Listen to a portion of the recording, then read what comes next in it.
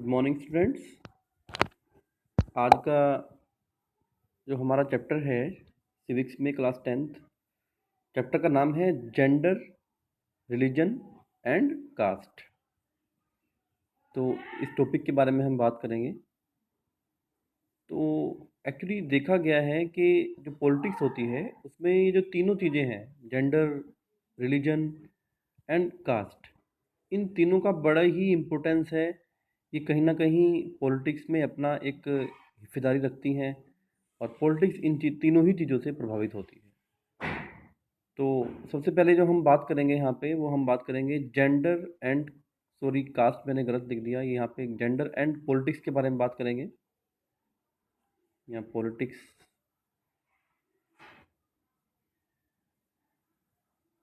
ठीक है।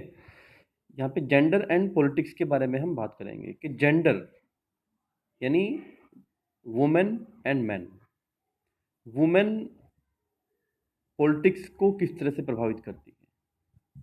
देखिए, ऑल ओवर वर्ल्ड की अगर हम बात करें तो ये माना जाता है, it is considered that women are for house related work and men are for outer work.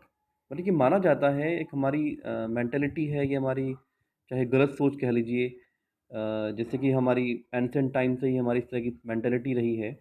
ये माना जाता है कि जो वुमेन्स हैं वो घर के काम के लिए बनी है और जो मेन है, जो पुरुष लोग हैं, वो बाहर के कामों के लिए बने हुए हैं। ठीक है ना। तो अब इसके लिए क्या किया गया कि वुमेन्स पे डिस्क्रिमिनेशन हुआ, ऑल ओवर द वर्ल्ड ये इशू है सभी कंट्रीज़ के अंदर। तो इसके लिए क्या किया कि many feminist moments against women's discrimination. क्या हुआ कि बहुत सारे जो मोमेंट्स किए गए फेमिनिस्ट, मतलब वुमेन्स के अधिकारों के लिए, वुमेन्स राइट्स के लिए बहुत सारे मोमेंट्स किए गए ऑल ओवर द वर्ल्ड, इन पे जो अत्याचार हो रहे थे। और तब जाके कुछ इम्प्रूवमेंट आया है वर्ल्ड की पॉलिटिक्स के अंदर, वर्ल्ड की जो सोसाइटीज़ हैं उनके अंदर।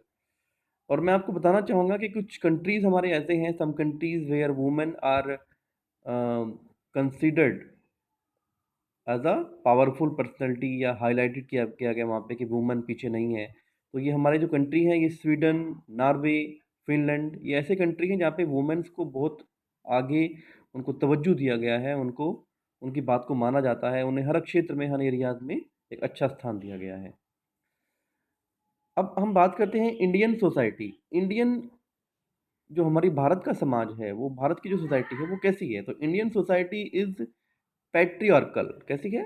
पैट्रियार्कल का मतलब होता है, पैट्रियार्कल मीन्स जहाँ पे फादर को फैमिली में हेड माना जाता हो, जहाँ पे फादर को ज़्यादा तवज्जो दी जाती हो, फादर का मान सम्मान किया जाता हो। तो इंडियन सोसाइटीज़ क्या रही है? इंडियन सोसाइटी इज पैट्रियार्कल है and man is the head of the family. यहाँ पे कौन होता है? मैन फैमिली का हेड होता है। ठीक है ना। यहाँ पे वुमेन्स को इंडियन सोसाइटीज़ के अंदर अब तो बहुत इम्प्रूवमेंट आ चुका है, अब वुमेन्स को काफ़ी राइट्स दिए जा चुके हैं। लेकिन कुछ टाइम पहले की अगर हम बात करें तो हमारी ये मेंटेलिटी रही है कि हमारे जो फैमिली का जो चीफ होता था उसको मैन माना जाता था और उसके अकॉर्डिंग ही फैमिली चलती थी। ठीक है ना। अब हम बात करते हैं हमारा जो वुमेन है, इनका जो इंडियन पॉलिटिक्स है, इंडिया की जो पॉलिटिक्स है उसमें कितना रोल है, मतलब कितनी हिस्सेदारी है इनकी। देखिए, हमारा जो जो मेन चीफ लेजिस्लेटिव पार्ट होता है इंडिया का, वो लोकसभा बोलते हैं उसको। और लोकसभा में 10% से भी कम हमारी वुमेन्स एमपीज हैं। जो सबसे बड़ी असेंबली है इंडिया की, सबसे बड़ी कंट्री की असेंबली होती है, पार्लियामेंट जिसको बोलते हैं, लोकसभा, जिसमें मेंबर ऑफ पार्लियामेंट इलेक्ट होके जाते हैं। तो वहाँ पे ओनली 10% हिस्सेदारी है, 10% से भी बल्कि कम है। ठीक है ना। अगर हम बात करते हैं स्टेट असेंबली की, स्टेट असेंबली में 5% से भी कम, स्टेट असेंबली बोले तो MLA, member of legislative assembly. तो स्टेट असेंबलीज में जो वुमेन की जो कंट्रीब्यूशन है, वुमेन्स का जो हिस्सेदारी है, वो 5% से भी कम है। लेकिन यहाँ पे एक बात और देखने वाली है कि जो हमारी पंचायतें होती हैं, जहाँ पे आप देखते हैं कि गांव में सरपंच बनते हैं, गांव में प्रधान बनते हैं, या जो हमारी म्यूनिसिपैलिटीज़ हैं, नगर पंचायतें हैं जहाँ पे मेयर बनता है, चेयरमैन बनता है। तो वहाँ पे इंडियन गवर्नमेंट ने एक बहुत अच्छी बात की हुई है कि वहाँ पे 1/3 टोटल जितने भी विलेजेस हैं, जितने भी म्यूनिसिपैलिटीज़ हैं, वहाँ पे 1/3 जो सीट्स हैं, वो वुमेन्स के लिए रिज़र्व की हुई हैं। क्या की हुई हैं? रिज़र्व की हुई हैं।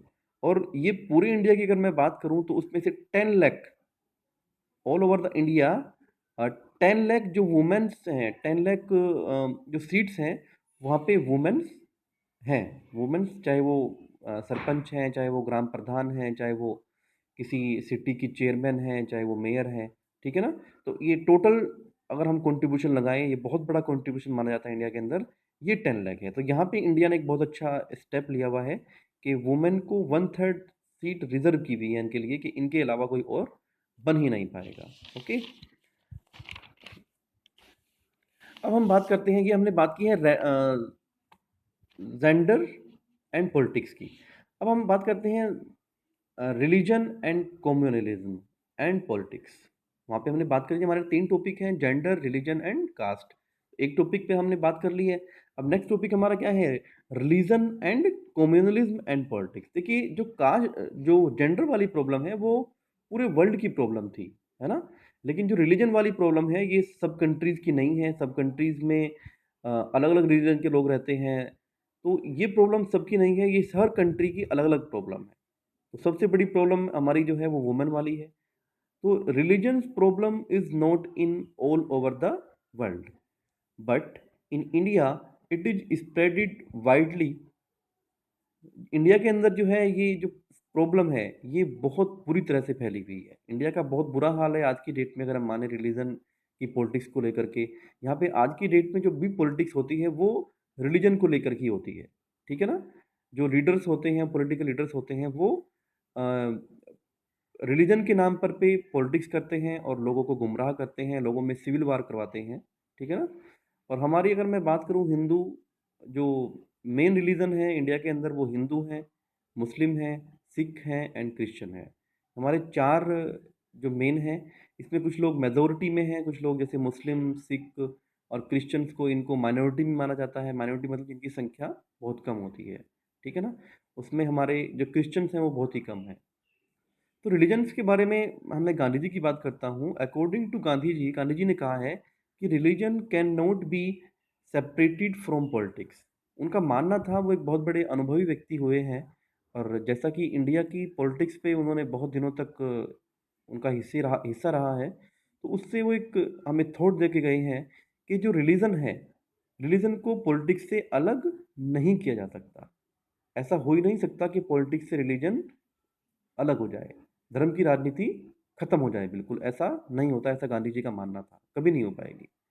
तो लेकिन रिलीजन्स की पॉलिटिक्स अच्छी भी होती है। कुछ लोग रिलीजन को लेकर के उनके अधिकारों के लिए उनको हक दिलवाते हैं, उनके साथ कोई डिस्क्रिमिनेशन हो रहा है, कोई अत्याचार हो रहा है तो उनको बढ़ चढ़ के उनके अधिकार दिलवाते हैं। लेकिन रिलीजन्स को लेके सिविल वार जैसी स्थिति कराना, डोमेस्टिक वायलेंस वायलेंस कराना, अलग अलग एरियाज में भड़काऊ भाषण देना और उससे लोगों को भड़काना, तो that is not a good thing.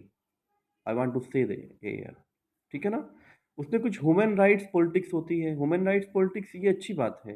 कुछ ऑर्गेनाइजेशंस होती हैं जो अपने आप को रजिस्टर्ड करती हैं कि जो इस तरह के लोग हैं कि जिनके साथ जिन एक पर्टिकुलर रिलीजन के लोग हैं और उनके साथ कुछ उनके साथ अत्याचार हो रहा है, डिस्क्रिमिनेशन हो रहे हैं, तो उनके अधिकारों के लिए वो लड़ती हैं। और स्पेशली फॉर माइनॉरिटीज़, माइनॉरिटीज़ में सिख्स आते हैं, मुस्लिम आते हैं एंड क्रिश्चियंस आते हैं। तो इनके राइट्स के लिए स्पेशल इनको अलग हक दिलवाती है। अब हम बात करते हैं कम्युनलिज्म की। कम्युनलिज्म आपने एक शब्द सुना होगा। कम्युनलिज्म एक बहुत ही गलत चीज़ है। कम्युनलिज्म बोले तो कास्ट पे ही राजनीति होती है। एक रिलीजन होता है, फिर रिलीजन के अंदर छोटी छोटी कास्ट होती हैं। तो communalism is very dangerous in Indian politics at this time. अगर हम अभी की बात करें तो आज की डेट में जो कास्ट की राजनीति है, कास्ट की जो पॉलिटिक्स है, वो इंडिया के अंदर बड़ी खतरनाक है।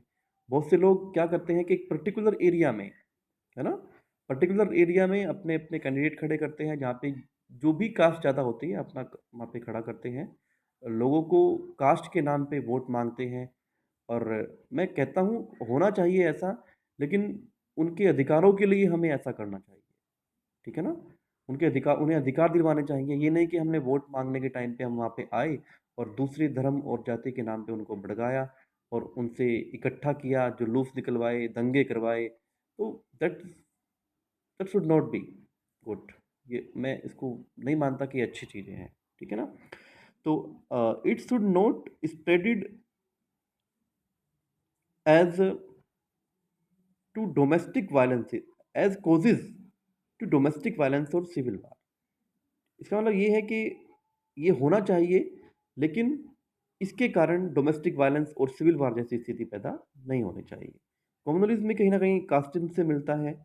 तो हमारे पास क्या होता है कि डिफरेंट जब भी इलेक्शंस होते हैं तो पर्टिकुलर एरियाज में जहाँ पे जो भी कास्ट होती है, तो वहाँ पे क्या होता है, वहाँ पे उसी कास्ट के जो बंदा होता है, कैंडिडेट होता है, हर पार्टी उसी कास्ट के कैंडिडेट को इलेक्शन में खड़ा करती है और वो अपनी कास्ट के नाम पे उनसे वोट मांगता है और हर पार्टी का ऐसा मानना होता है कि मेरा कैंडिडेट वहाँ पे जीतेगा।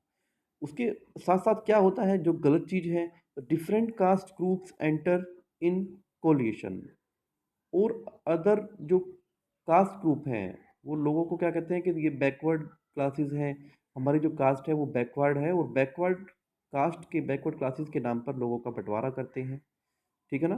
तो बैकवर्ड कास्ट के नाम पे लोगों का बंटवारा करना, मैं ये भी मानता हूँ ये भी अच्छी चीज़ है, लेकिन डेवलपमेंट के लिए अगर हम उनका एक कैटेगरीज हम उनको कैटेगराइज कर रहे हैं सोसाइटी के अंदर, तो it should be for development only, ठीक है ना। मैंने यहाँ पे लिखा भी है, it may be beneficial for upliftment of economically and socially of backward classes, ठीक है ना। मतलब जो डिफरेंट कास्ट ग्रुप्स का एंट्री होती है बैकवर्ड क्लासेस को ज्वाइंट करना, एक तरह से रजिस्टर्ड करके उनको इकट्ठा करना, तो ये बेनिफिशियल है लेकिन सिर्फ अपलिफ्टमेंट के लिए, ठीक है ना। बैकवर्ड क्लास के अपलिफ्टमेंट के लिए, ताकि उनकी इकोनॉमिकली और सोशली अपलिफ्टमेंट हो सके, वो समाज में अपनी तरक्की पा सके। It should not cause to civil war. इससे ऐसा नहीं होना चाहिए कि हमने उन लोगों को इकट्ठा कर लिया और इकट्ठा करने से क्या हो गया कि लोग इकट्ठा तो हो गए, लेकिन उसका हमने गलत इस्तेमाल किया, उस ताकत को हमने उससे जुलूस निकलवाए, उन्हें सड़कों पे निकलवा दिया, उन्हें गवर्नमेंट के खिलाफ दुकानें जलवा दी, मार्केट जलवा दी, कर्फ्यू लगवा दिए। तो that should not that is not good, ठीक है ना। तो it should not cause to civil war. ये ठीक है, हमें संगठित होना चाहिए, कास्ट के नाम पे भी हो सकता है, हमें किसी कास्ट के डेवलपमेंट के लिए काम करने चाहिए, लेकिन ये नहीं कि उस कास्ट को इकट्ठा करके हम सिविल वार जैसी स्थिति किसी भी कंट्री में पैदा करें, ठीक है ना। तो स्टूडेंट्स, ये था हमारा चैप्टर, सिविक्स का 4th चैप्टर है, और मुझे उम्मीद है कि आपको बहुत अच्छा समझ में आया होगा। आपको कोई भी प्रॉब्लम है तो मुझे कमेंट सेक्शन में आप अपनी प्रॉब्लम भेज सकते हैं।